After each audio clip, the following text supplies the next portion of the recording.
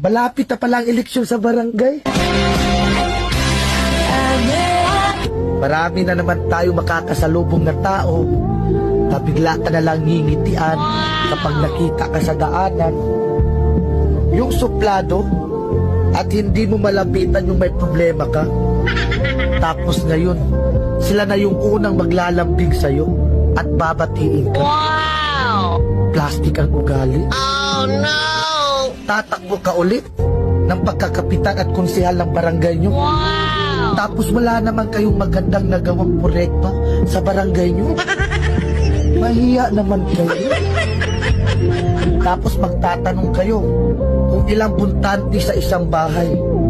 Pero nung panahon ng pandemic at ayuda, isang ayuda lang sa isang bahay.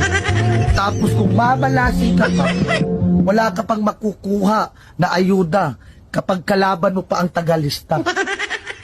Kaya vote wisely para hindi sayang ang boto natin. Tandaan nyo, sa ating boto, nakasalalay ang panalo ng isang kandidato. Wow! Kung may magtatangka sa'yo magbigay ng pera, sabihin mo, minimum 1,000. Aba, sa mahal na bilihin ngayon at bigas, hindi kasya yung 300.